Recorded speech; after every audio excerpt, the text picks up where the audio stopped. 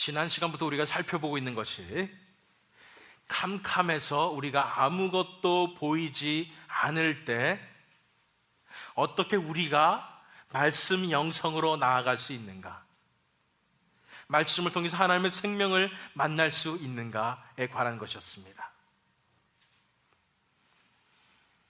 너무나 캄캄해서 우리가 어디로 가야 할지 모릅니다. 왼쪽으로 가야 될지 오른쪽으로 가야 될지, 앞으로 가야 될지 서 있어야 할지 전혀 모르는 그런 상황이고, 주님께 기도해도 주님께서 응답하여 주시지 않는 것 같고, 또는 세상에 엄청난 현실이 우리에게 너무나 크게 다가오기 때문에 도저히 빠져나갈 구멍이 없고 아무것도 보이지 않는 그런 상황을 얘기하는 것입니다. 그런 상황 속에서 어떻게 우리가 하나님의 말씀 안을 붙잡을 수 있는가 하는 것이 우리가 살펴보고 있는 것입니다. 그래서 55절 말씀 우리가 봤지요. 여호와여, 내가 밤에 주의 이름을 기억하고 주의 법을 지켰나이다. 우리가 이런 밤에 있을 때, 어두운 가운데 있을 때, 캄캄한 가운데 있을 때에 우리가 해야 될 것은 주님의 이름을 기억하는 것이라고 했습니다. 하나님의 이름을 기억하는 것입니다. 하나님을 기억하는 것입니다. 하나님의 생명을 기억하는 것입니다. 말씀을 기억하는 것입니다. 어떻게 우리가 그러면 이러한 하나님의 말씀을 기억할 수 있는지에 대해서 오늘 이 시간 살펴보도록 하는 것입니다. 그래서 말씀 영성 7번째 시간에 2번째 시간으로 내가 밤에 주의 이름을 기억하고 라는 제목으로 그 2번째 파트를 본 말씀인 시편 119편 49절로 56절 말씀을 통해서 하나님께서 저와 여러분에게 주시는 말씀을 함께 나누도록 하겠습니다. 지난 시간에 우리가 살펴본 것을 잠깐 복습해 보도록 하겠습니다. 계속 이어지는 말씀입니다. 지난 시간 첫 번째 살펴본 것이 이것입니다. 눈앞에 보이는 길에는 소망이 없습니다라는 것입니다. 우리가 캄캄해가지고 아무것도 안 보일 때는 사탄이 우리를 유혹하는데, 눈앞에 자꾸만 세상의 길이, 자신이 이끄는 그 길이 눈앞에 아른아른거리게 한다는 것입니다. 그런데 그것을 우리가 붙잡으면 안 된다는 것입니다. 눈앞에 보이는 길에는 소망이 없습니다. 그 길은 성공으로 가는 길 같지만 그 길로 가면 우리가 구해짐을 받을 수 있을 것 같지만 결국 그 길은 파멸의 길이다, 이렇게 살펴보았습니다. 그래서 우리가 명심해야 될 것이 두 가지였었죠. 아무것도 보이지 않을 때 우리가 명심할 것 두 가지. 첫 번째는 최악의 순간에도 포기하지 말라고 그랬습니다. 그 상황 속에서 정말 이건 안 되겠다, 이제 죽을 것 같아, 이런 상황에서도 끝까지 포기하지 않을 때, 하나님의 말씀만을 붙잡고 포기하지 않을 때 우리가 승리할 수 있는 것입니다. 정말 이 순간에 죽을 것 같을 때도 끝까지 세상의 길을 택하지 아니하고 눈에 보이는 길을 택하지 아니하는 것도 믿음의 발걸음을 내딛는 것이라고 말씀드렸습니다. 그뿐 아니라 우리가 이런 어두운 가운데 있을 때 찬양하라고 그랬습니다. 어떻게 찬양할 수 있어요? 벌써 하나님께서 우리를 구원하셨음을 믿음으로, 우리의 기도가 이미 이루어졌음을 믿음으로 하나님의 구원의 역사를 찬양하는 것입니다. 이 어두운 가운데 찬양할 때 그 찬양을 통해서 놀라운 능력이 나타나고 하나님의 역사가 일어나는 것을 우리가 배웠습니다. 지난 시간 마지막에 살펴본 것이 이것입니다. 말씀만이 나를 살릴 수 있다는 것입니다. 세상의 방법은 결코 우리를 살릴 수가 없습니다. 그러나 하나님의 말씀이 우리를 살릴 수 있는 것입니다. 그렇기 때문에 우리가 해야 될 일은 우리의 육신의 눈을 감고, 우리가 캄캄해서 아무것도 보이지 않을 때는 우리 육신의 눈으로 자꾸만 보려고 하지 말고 우리 육신의 눈을 감고 세상의 눈을 감고 이제 영적인 눈을 열어서 말씀의 눈을 떠야 한다고 우리가 살펴보았습니다. 그렇다면 이 시간에는 우리가 어떻게 영적인 눈을 열어서 말씀의 눈을 뜰 수가 있는가에 대해서 구체적인 그 방법들을 이 시간 살펴보는 시간 갖도록 하겠습니다. 이 본문 말씀에서 이렇게 어떻게 말씀의 눈을 뜰 수 있는가에 대해서 가장 큰 힌트가 나오는 것이 뭐냐면 기억하다라는 말입니다. 기억하다라는 동사가 3번 이 본문 속에 나옵니다. 히브리어로는 자카르 이렇게 됩니다. 이 자카르라는 말이 기억하다는 말인데, 이 기억하다는 말씀 속에서 말씀을 기억하는 것, 이 속에서 오늘 말씀의 힌트가 있는 것입니다. 그래서 말씀의 눈을 뜨기 위한 기억의 3가지 단계라는 것으로 이 이 시간에 하나님께서 주시는 말씀을 살펴보도록 하겠습니다.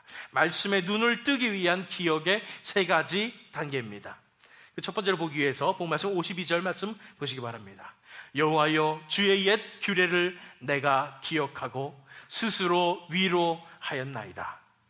여호와여 주의 옛 규례를 내가 기억하고 스스로 위로하였나이다. 여기 보면 기억하다는 단어가 나옵니다. 여호와여 주의 옛 규례를 내가 기억하고 그랬습니다. 무엇을 기억했다고 그랬어요? 옛 규례를 기억했다는 것입니다. 이 규례란 말은 말씀이란 말이에요. 그런데 이 규례란 말이 원어 성경에 보면 어떤 종류의 말씀이냐면 결정한 것, 판결한 것, 이런 것에 대한 말씀입니다. 다시 말해서 하나님께서 그 전에 옛날에 결정하시고 판결하셨던 이런 말씀들을 얘기하는 것입니다. 그렇기 때문에 하나님의 기록된 그런 말씀뿐 아니라 하나님께서 행하셨던 이 과거에 행하셨던 그 모든 일을 이야기한다는 것입니다. 여호와여 주의 옛 규례를 내가 기억하고 그랬습니다. 그 옛 말씀을, 옛 규례를 기억해야 되는 것입니다. 그 다음에 스스로 위로하였나이다.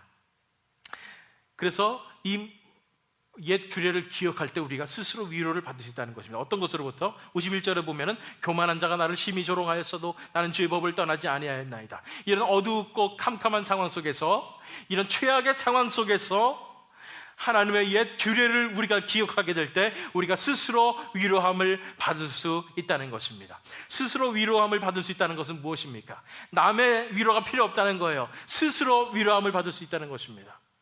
첫 번째 단계는 이것입니다. 과거의 말씀을 기억하고 위로를 받으십시오.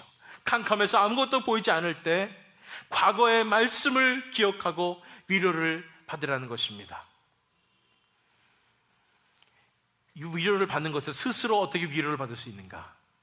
이 부분에서 우리가 생각할 필요가 있습니다. 우리가 캄캄한 상황에 있을 때, 현실의 무게가 너무나 크게 다가올 때, 현실이 너무나 우리를 휩싸았기 때문에 우리가 도저히 빠져나갈 구멍이 없을 때는 우리 본능이 사람의 위로를 찾습니다. 다른 사람으로부터 위로를 구하는 것입니다. 내 이 마음을 누가 알아줄 것인가? 다른 사람도 알아주길 바라는 것입니다. 그래서 사람들로부터 위로를 구합니다. 내 마음을 좀 알아달라고. 나를 괴롭히는 이 사람을 욕하면서 다른 사람과 동감을 갖기를 원하는 것입니다.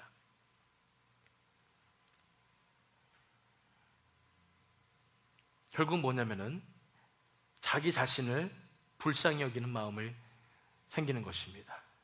자기 연민이에요. 누가 나 좀 불쌍하게 봐달라는 거예요. 이런 어려운 상황이 있으니까 다른 사람의 위로를 구하게 되는 것입니다. 다른 사람의 위로를 구하면 구할수록 우리는 더 깊은 자기 연민에 빠지게 되는 거예요. 그런데 이 시인은 스스로 위로를 받았다는 것입니다. 무엇을 통해서요? 말씀을 통해서 스스로 위로를 받은 것입니다. 그것이 진정한 위로움을 우리가 알아야 됩니다. 우리가 캄캄한 상황 가운데 있을 때에 사람의 위로를 구하지 마십시오. 사람이 우리를 위로할 수 있는 것 같아도 그 사람이 나를 진정으로 이해할 수는 없습니다. 하나님 한 분만이 우리를 진정으로 이해하고 계십니다. 그분만이 우리를 위로하실 수 있습니다. 그래서 그분을 만나는 말씀을 통해서 우리가 스스로 위로를 받을 수가 있습니다. 그 위로만이 참된 위로임을 우리가 기억하시기 바랍니다. 그 말씀을 통해서 우리가 위로를 받는 것이 진정한 위로입니다. 하나님께서 주시는 그 말씀의 위로로 나아가게 될 때 하나님께서 주시는 위로를 말미암아 우리가 평안함을 얻을 수 있는 것입니다. 그런데 이 과거의 말씀을 기억하라고 그랬는데 이 과거의 말씀은 그러면 어떠한 말씀을 얘기할까요?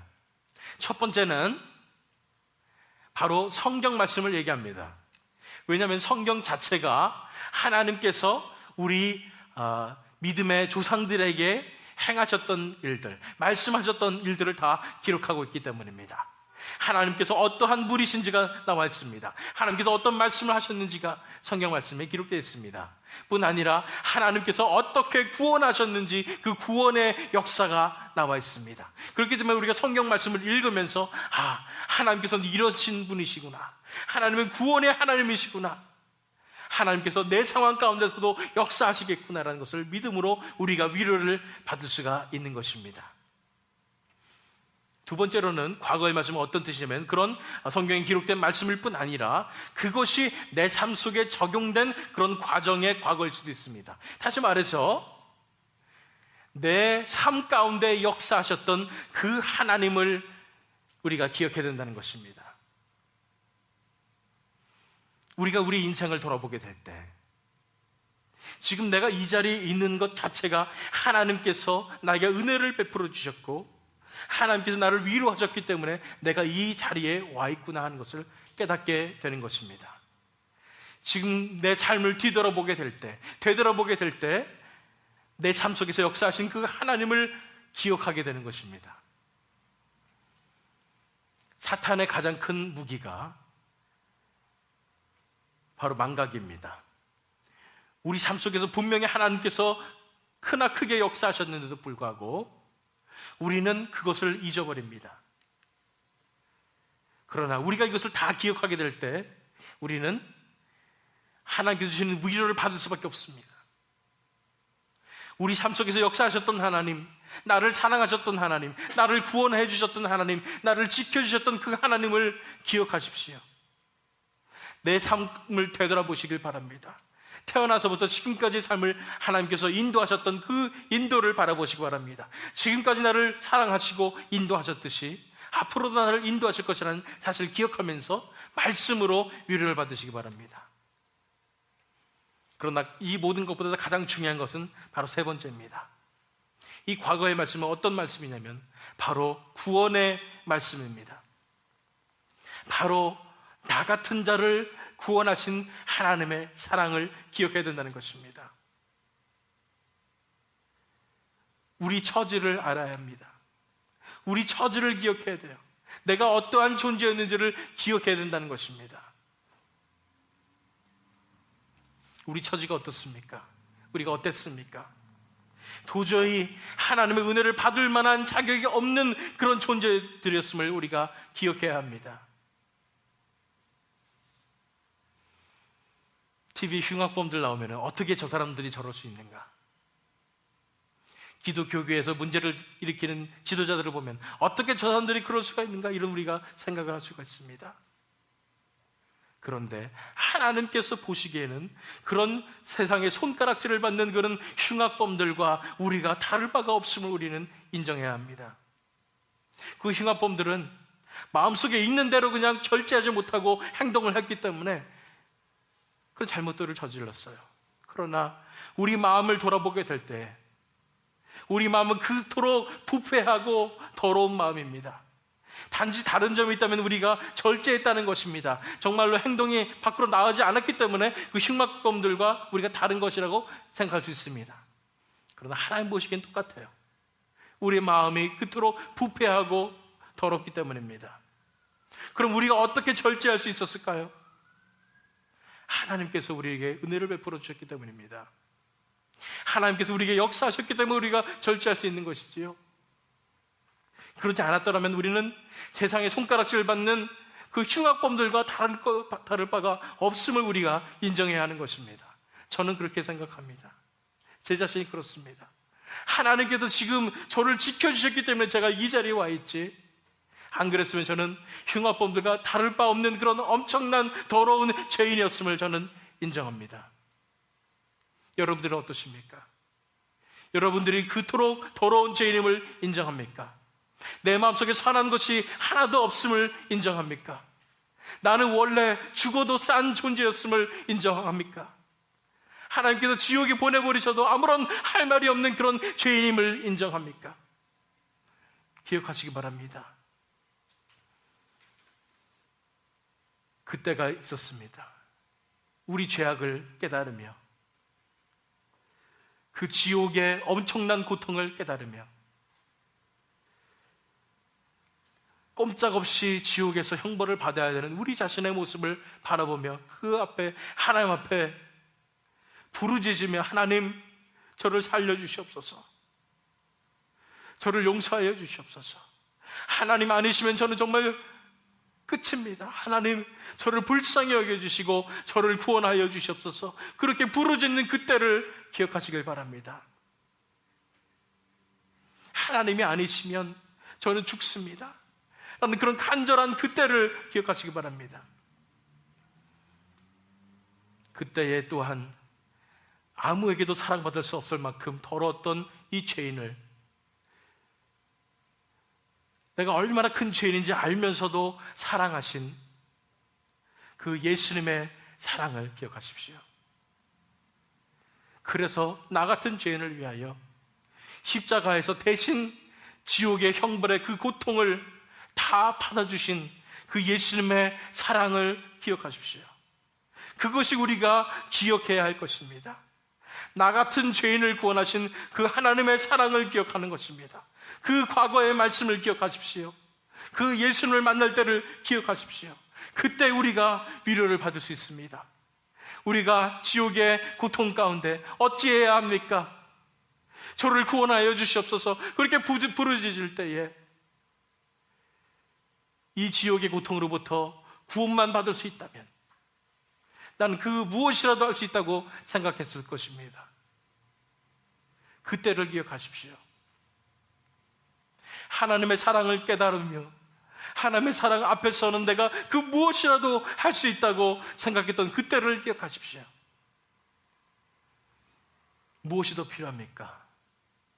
구원의 사랑을 받았는데, 나 같은 자가 구원을 받았는데 무엇이 필요합니까? 세상의 축복이 필요해요? 이 세상에 잘 사는 게 필요해요? 그 어떤 상황 속에서도 우리가 이 구원의 말씀을 기억하게 될 때 위로를 받을 것입니다.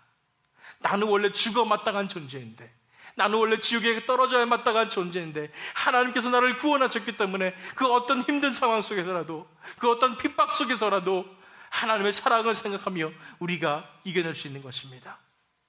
과거의 말씀을 기억하고 위로를 받으십시오. 사도 바울은 이렇게 얘기합니다. 고린도전서 15장 9절 10절 말씀입니다. 나는 사도 중에 가장 작은 자라. 나는 하나님의 교회를 박해하였으므로 사도라 칭함받기를 감당하지 못할 자니라. 그러나 내가 나 된 것은 하나님의 은혜로 된 것이니 내게 주신 그의 은혜가 헛되지 아니하여 내가 모든 사도보다 더 많이 수고하였으나 내가 한 것이 아니요 오직 나와 함께 하신 하나님의 은혜로라. 사도 바울은 이때 당시에도 가장 크게 쓰임받는 사도였습니다. 사도 바울이 복음을 전할 때 수많은 사람들이 하나님을 믿는 역사가 일어났습니다. 사도 중에 사람들이 가장 큰 자라고 칭송을 했을지 모르겠습니다. 그런데 사도 바울은 이렇게 얘기합니다. 나는 사도 중에 가장 작은 자라. 왜요? 기억하기 있기 때문입니다. 자신의 처지를 기억하고 있기 때문입니다. 자신의 과거를 기억하고 있기 때문입니다. 나는 하나님의 교회를 박해하였으므로 사도라 칭함받기를 감당하지 못할 자니라. 자신이 도저히 자격이 없는 자임을 항상 기억하고 있었던 것입니다. 그런데 하나님께서 써주셔서 놀라운 그런 역사가 일어났지만 이 모든 것이 내가 한 것이 아니요 오직 나와 함께 하신 하나님의 은혜로다 라고 얘기하는 것입니다. 그렇습니다. 우리가 우리 과거의 처지를 기억하게 될 때, 나 같은 죄인을 구원하신 그 사랑을 기억하게 될 때, 그 사랑으로만 우리는 위로를 받을 수 있습니다. 지금 살고 있는 것 한순간 한순간이 우리에겐 축복입니다. 은혜입니다.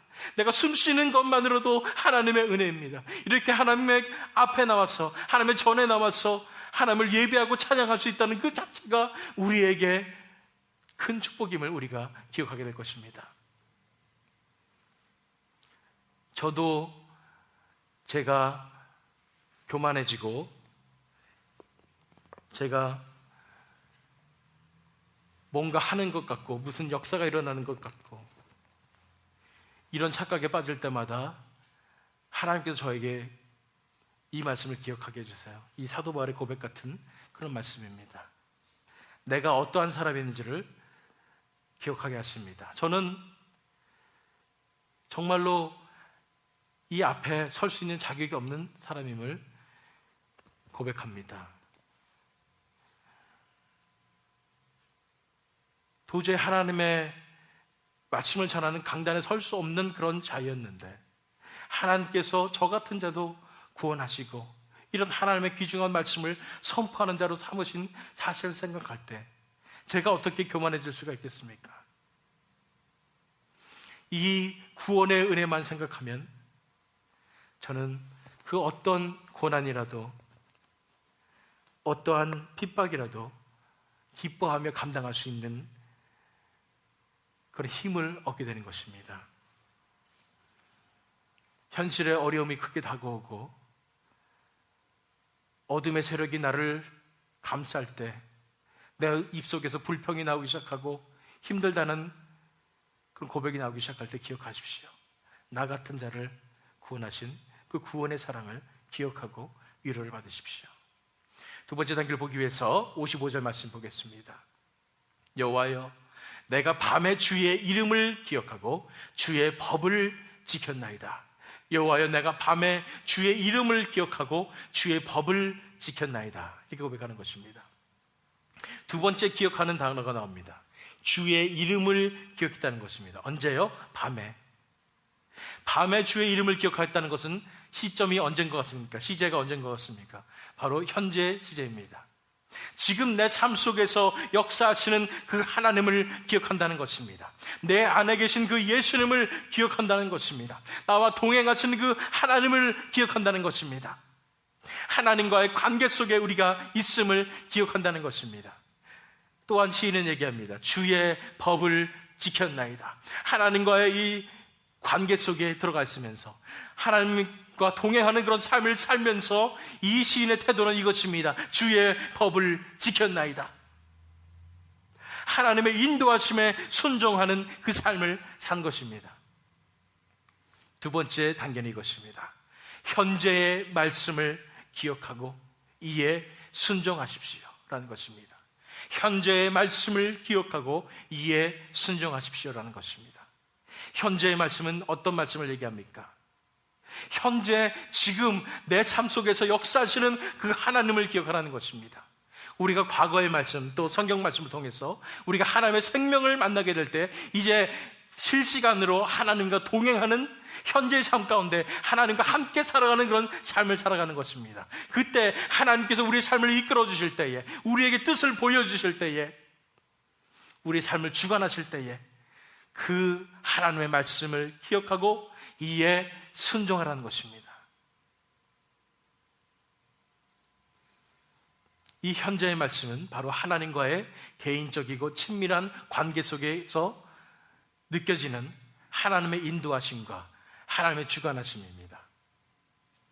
그런데 많은 분들이 정말로 하나님과 개인적이고 친밀한 관계를 갖기 원하시지만 이것이 정말 무슨 의미인지를 제대로 깨닫지 못하는 경우가 많습니다.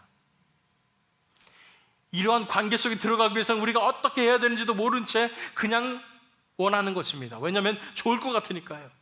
하나님과 개인적이고 친밀한 관계를 가지고 있으면 우리가 얼마나 좋아요. 하나님이 우리를 지켜주시고 우리 삶을 인도해 줄 뿐 아니라 점쟁이처럼 이쪽으로 가야 됩니까? 동쪽으로 가야 됩니까? 서쪽으로 가야 됩니까? 하나님이 다 알려주시고 이러신다는 얘기예요. 그러니까 이런 것을 생각하면서 내 삶은 그냥 살아가지만 나는 그래도 하나님과 친밀한 관계를 갖고 싶어. 왜냐하면 내 삶을 하나님이 도와주실 거니까, 내 삶을 하나님이 축복해 주실 거니까, 이런 생각하는 것입니다. 다시 말해서 하나님을 어떤 수호신의 하나로 그냥 생각하는 거예요. 그러고서는 하나님과 관계를 가지고 하나님의 축복 받고 싶다는 얘기예요. 하나님 인도하시는 그 삶 살고 싶다는 얘기예요. 그렇게 해서는 제가 말씀드립니다. 절대로 하나님과의 개인적이고 친밀한 관계 속으로 들어갈 수가 없습니다. 내 삶이 그대로 있는데 그냥 하나님과 친해져가지고 하나님 날 축복하시고 인도하시는 그 삶만 누리고 싶을 때는 결코 하나님과의 진정한 친밀하고 개인적인 그런 관계 속으로 들어갈 수가 없다는 것입니다. 하나님과의 개인적이고 친밀한 관계 속으로 들어가기 위해서는 우리 자신이 온전히 포기되어져야 되는 것입니다. 우리의 삶이 내려놔져야 되는 것입니다. 우리 삶이 하나님께 드려져야 되는 것입니다. 처음에 우리가 기억할 것이 있습니다. 하나님과 인간의 관계는 어떻게 되도록 창조를 받았습니까? 하나님께서 하나님 되시고 우리는 인간이 되어서 우리가 연합하여서 동행함으로 하나님 우리를 사랑하시고 우리는 하나님께 순종하는 그 아름다운 그런 삶에 연합된 그런 삶이 우리가 창조된 목적입니다. 그런데 이런 삶을 인간이 떠났나요? 떠났습니다. 어떻게 떠났어요? 이제 하나님 필요 없습니다. 우리가 우리 뜻대로 살겠습니다. 우리 마음대로 살겠습니다. 우리가 주관하는 그런 인생을 살겠습니다 하면서 하나님을 떠나게 된 것입니다. 그렇기 때문에 그것이 죄가 되었고 이것이 죄의 본질이었고 그렇기 때문에 우리에게 구원이 필요했습니다. 하나님께서 예수 그리스도를 통하여 십자가의 사역을 통하여 이 죄의 법적인 문제를 해결하시고 그 다음에 궁극적으로 왜 이런 일들을 행하셨냐면 바로 다시 우리가 하나님과의 관계로 돌아오기를 원하셨기 때문입니다.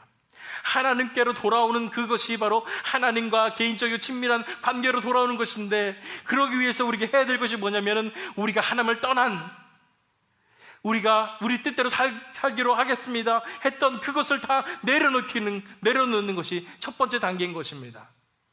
우리가 하나님을 떠났었기 때문에 다시 돌아오기 위해서는 우리가 그 떠난 이유 내 뜻대로 살겠습니다, 내 마음대로 살겠습니다, 내 인생을 내가 살겠습니다 하는 그것을 다 내려놓을 때에야 우리가 하나님께 돌아올 수 있습니다. 우리가 우리의 모든 삶을 다 내려놓을 때에야 하나님과의 관계가 회복될 수 있습니다. 이 관계가 하나님과의 개인적이고 친밀한 관계인 것입니다. 그렇기 때문에 하나님과의 개인적이고 친밀한 관계를 위해서 우리가 먼저 해야 될 일은 내 삶을 내려놓는 것입니다. 내 인생을 내려놓는 것입니다. 그리고 처음에 우리의 창조의 목적, 하나님께서 하나님 되시고 우리가 인간이 되고 그러나 우리가 연합되어서 하나님 우리를 사랑하시고 우리는 하나님께 순종하는 이 관계로 다시 돌아와야 되는 것입니다. 그런데 이런 현재의 말씀, 우리가 하나님과의 친밀한 관계를 갖는 이 상황 속에서 가장 필수적인 것이 바로 그래서 순종하는 것이라는 것입니다. 우리가 순종하지 않을 것 같으면 하나님께서 우리와 개인적인 친밀한 관계를 가지실 수 없을 뿐 아니라 우리에게 말씀하지도 않으십니다. 그런데 만약 우리가 우리 삶을 다 내어드리고 하나님 앞에 나갔을 때는 하나님께서 이제 우리 삶을 인도하실 거예요. 왜냐하면 우리가 우리 삶을 하나님께 드렸으니까요. 하나님께 인도하시려고 그러는데 우리는 갑자기 잠깐만요 무서워요 이러면서 순종하지 않는다면 어떻게 하나님께서 우리 삶을 이끌어 가실 수 있어요? 말로는 우리가 하나님 우리 인생을 드립니다, 내 인생 다 포기하고 하나님 앞에 드립니다 해놓고서는 이제 하나님께서 내 인생을 주관하시려고 이제 하나님께서 주시는 놀라운 그런 삶으로 모험의 길로 다 인도하시려고 그랬는데 땅에다 발을 딱 붙이고 하나님 잠깐만요 무서운 것 같아요, 제가 이렇게 하면 죽을 것 같아요 이러면서 우리가 버티고 있지 않는지를 살펴보시기 바랍니다. 우리가 현재의 말씀을 기억할 때 우리가 가장 중요한 것은 이에 순종하는 것입니다. 이 순종은 믿음이 필요합니다. 믿음의 발걸음을 내딛는 것입니다. 하나님께 내 인생을 던지는 것입니다. 사람이 가장 두려워하는 것이 발이 떠 있는 것을 굉장히 두려워합니다. 하나님이 안아주실 때 발을 그냥 떼십시오. 그래서 힘을 빼시고 하나님께서 이쪽으로 인도하시면 이쪽으로 가고 저쪽으로 인도하시면 저쪽으로 가야 됩니다. 괜히 발을 땅에 딱 붙이고서는 못 가요, 무서워요, 하나님 저한테 이런 건 허락하지 마세요 이러지 마시기 바랍니다. 하나님 앞에 순종하는 사람은 두 발이 다 떠서 하나님 품에 안깁니다. 그랬을 때 하나님께서 우리를 안으시고 이쪽 저쪽으로 하나님의 방법대로 하나님의 뜻대로 우리를 인도하시는 그런 삶을 살아야 하는 것입니다. 예수님의 말씀입니다. 요한복음 14장 21절 말씀 보세요. 나의 계명을 지키는 자라야 나를 사랑하는 자니 나를 사랑하는 자는 내 아버지께 사랑을 받을 것이요 나도 그를 사랑하여 그에게 나를 나타내리라. 예수님께서 그래서 이런 말씀하시는 거예요. 너희가 정말로 나를 사랑하느냐? 정말로 네가 나를 사랑하느냐? 그러면은 나에게 너의 인생을 맡겨라. 그리고 내가 하라는 대로 순종하여라 라고 말씀하시는 거예요.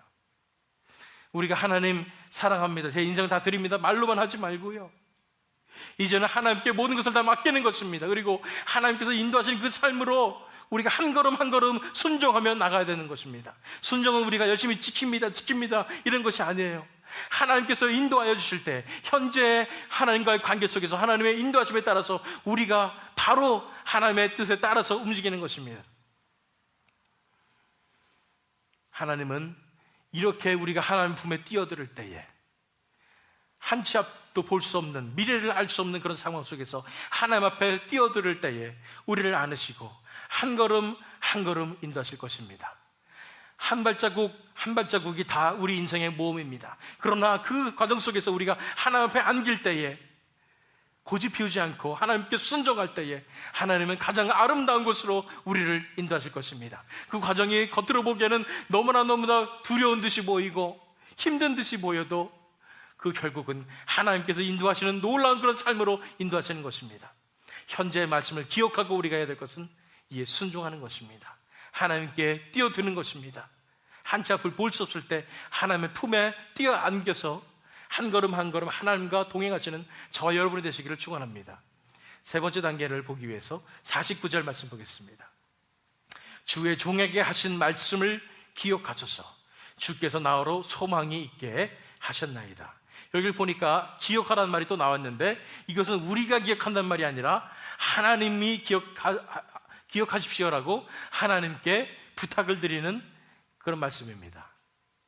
하나님한테 기억하라고 강요하고 있어요. 지금 주의 종에게 하신 말씀을 기억하소서.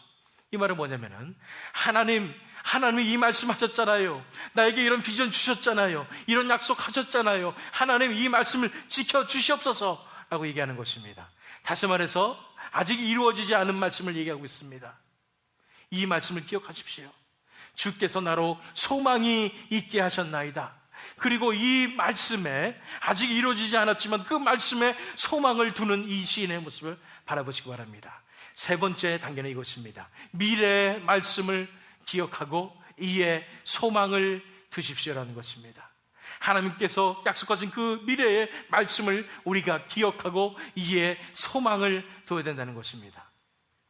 지난 시간에 우리가 살펴봤습니다. 어디에 소망을 두면 안 된다고요? 눈에 당장 보이는 것에는 소망이 없다고 그랬습니다. 눈에 당장 보이는 것은 어떻습니까? 그곳에는 정말로 우리를 구할 수 있는 것 같은, 우리에게 꿈과 희망을 줄 수 있는 것 같은 그런 길이지만 그 결국은 파멸이었습니다. 그러나 우리가 하나님의 약속을 잡을 때, 하나님의 말씀의 약속을 잡을 때는 그 길은 우리에게 너무나 어두운 길 같고 힘든 길 같고 십자가의 길 같습니다. 그러나 그 결국은 영생이요 구원인 것입니다. 그것에 우리의 소망을 두어야 하는 것입니다. 그 미래의 말씀은 어떤 말씀일까요? 하나님의 구원의 약속의 말씀입니다. 하나님께서 이 상황 속에서 우리를 구원하시라는 그 말씀입니다.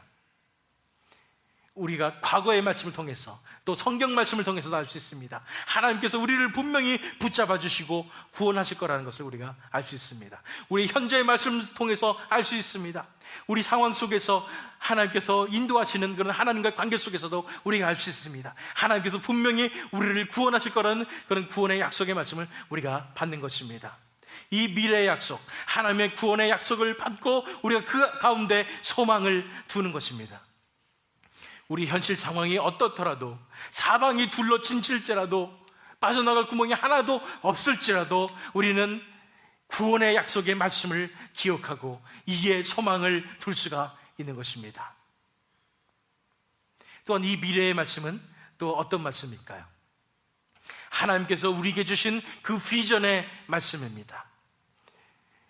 우리 개개인의 삶 속에서 비전을 주셨을 줄 알고 있습니다. 또한 우리 교회에도 비전의 말씀을 주셨습니다. 우리에게 주신 비전의 말씀은 무엇입니까? 바로 부흥의 말씀입니다. 이 지역에 하나님의 부흥의 불길이 타오르는 것에 대한 그런 비전입니다. 또한 그 부흥의 불길이 우리 교회로부터 타오르게 될 것이라는 그런 비전을 우리가 받았습니다. 이것에 대해서 우리가 하나님께서 분명히 이 비전을 이루실 것이라는 것을 믿음을 가지고 나아갈 때 이에 우리가 소망을 둘 수가 있는 것입니다. 뿐 아니라 우리에게 주신 말씀이 또 무엇이었습니까? 이제 우리가 새로운 성전으로 가게 될 때 그 속에서 하나님의 놀라운 역사가 일어날 것이라는 그런 비전입니다.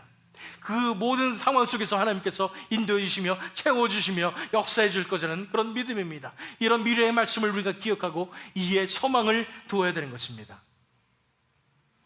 저는 그런데 하나님께서 저에게 주신 그 비전 가운데 가장 저에게 크게 다가온 비전이 있다면 그것은 바로 제가 예수님을 닮아갈 것이라는 그런 비전입니다. 그 약속입니다. 나 같은 자도, 이렇게 부족한 자도 예수님을 점점 닮아가는 그 거룩함에 동참할 수 있다는 것이 저에게 가장 큰 비전이며 소망인 것입니다. 골로새서 1장 21절과 21절부터 23절 말씀 읽겠습니다. 전에 악한 행실로 멀리 떠나 마음으로 원수가 되었던 너희를 이제는 그의 육체의 죽음으로 말미암아 화목케 하사 너를 거룩하고 흠없고 책망할 것이 없는 자로 그 앞에 세우고자 하셨으니 만일 너희가 믿음에 거하고 더 위에 굳게 서서 너희 들은 바 복음의 소망에서 흔들리지 아니하면 그리하리라. 이 비전을 보세요. 우리를 거룩하고 흠없고 책망할 것이 없는 자로 세우신다는 것입니다. 우리로 예수님과 같은, 예수님을 닮아가는 그런 거룩한 자로 우리를 만드신다는 것입니다. 근데 우리가 어떻게 된다고요? 만일 너희가 믿음에 거하고 더 위에 굳게 서서 너희들은 막 복음의 소망에서 흔들리지 아니하면 그리하리라는 것입니다. 우리가 이 미래의 말씀의 소망을 품고 우리가 한 발자국 한 발자국 나갈 때 우리의 삶 속에서 점점 예수님을 닮아가는 그런 삶으로 우리가 변화될 것이라는 것입니다. 이것은 우리에게 놀라운 소망을 가져다 줍니다. 왜냐하면 우리 같은 사람도 예수님같이 변화될 수 있다는 것입니다. 죄송하지만 우리 같은 더러운 성격을 가진 사람도 우리도 예수님같이 변화될 수 있다는 것입니다. 얼마나 큰 소망입니까?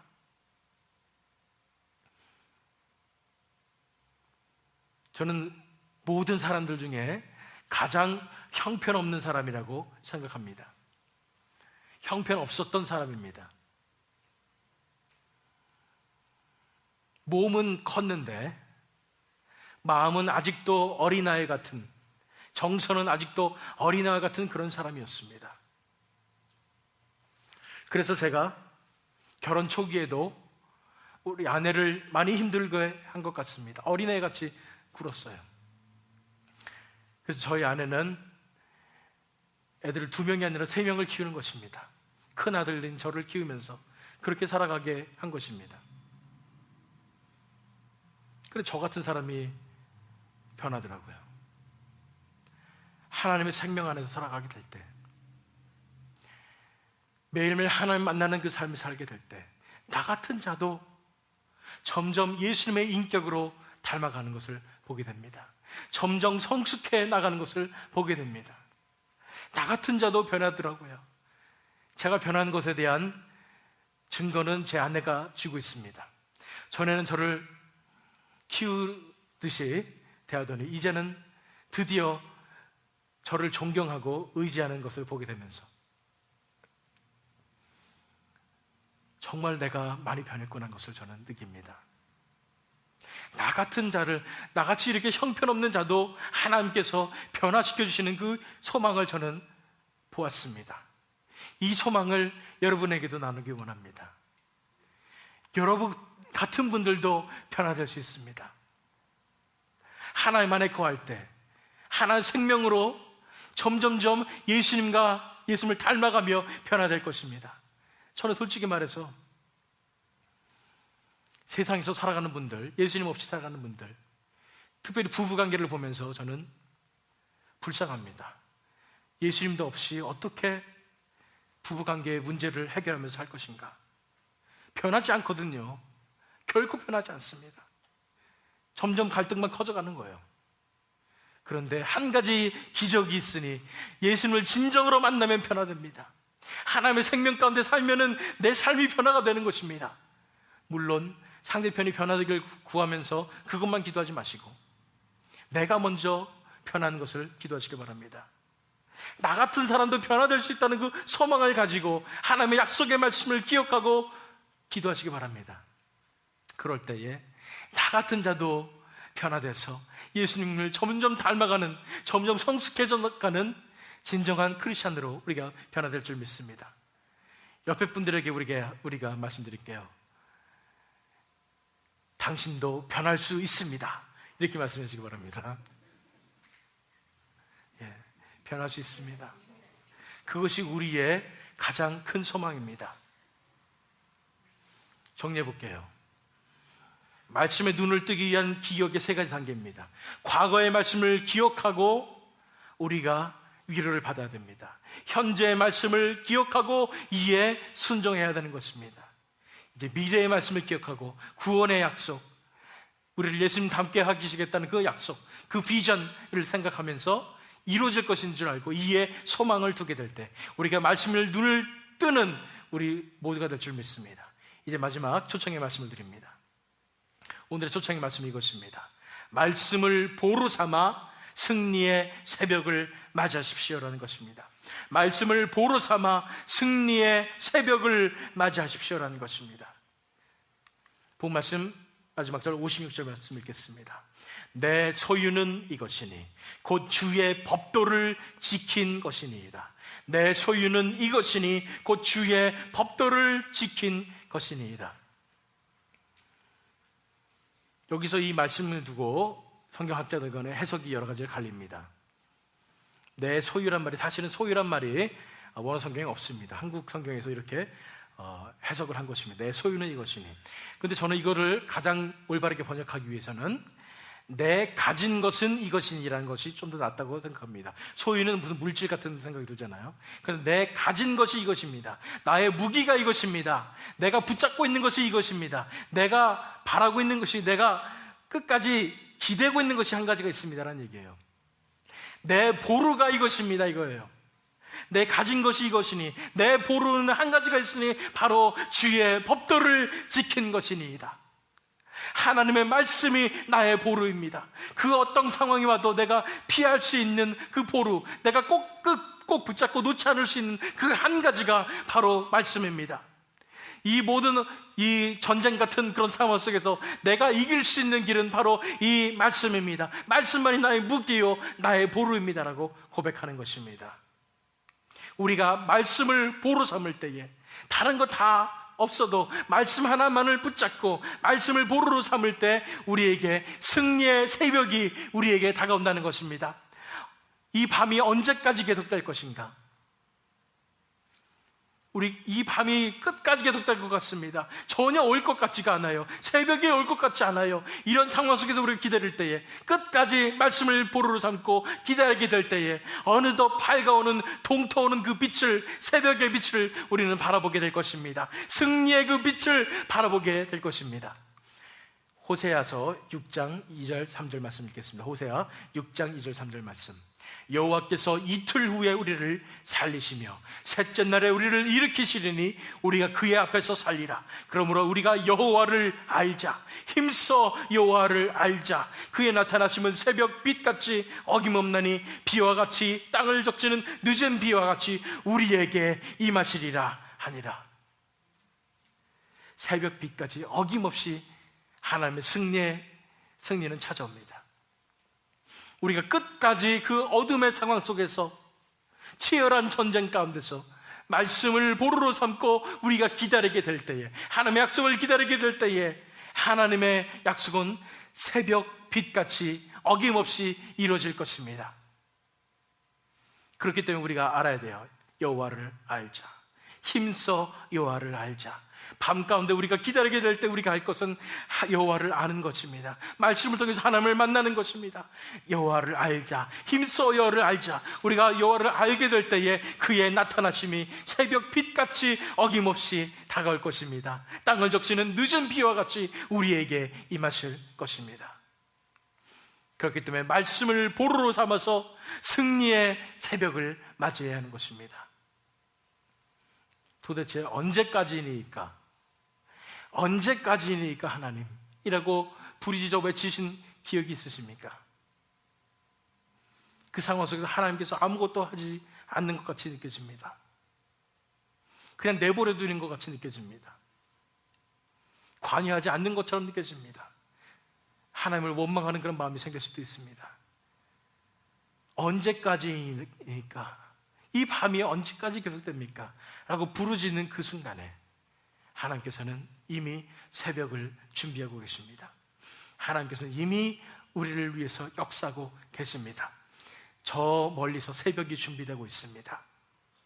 우리가 말씀을 보루로 삼아서 끝까지 기다리게 될 때 하나님께서 이미 준비하고 계셨고 마련하셨던 그 승리의 새벽이 찬란한 태양처럼 동터오게 될 것입니다. 그것이 하나님께서 저와 여러분에게 주시는 말씀입니다. 캄캄해서 아무것도 보이지 않을 때 우리가 붙잡을 것은 한 가지 말씀입니다. 말씀을 보루 삼아서 끝까지 기다릴 때에 승리의 새벽이, 하나님께서만 주실 수 있는 그 놀라운 기적의 승리의 새벽이 우리에게 임하는 그런 기적을 경험하시는 저와 여러분이 되시기를 예수 그리스도의 이름으로 축원드립니다. 오늘 기도할 것은 이것입니다.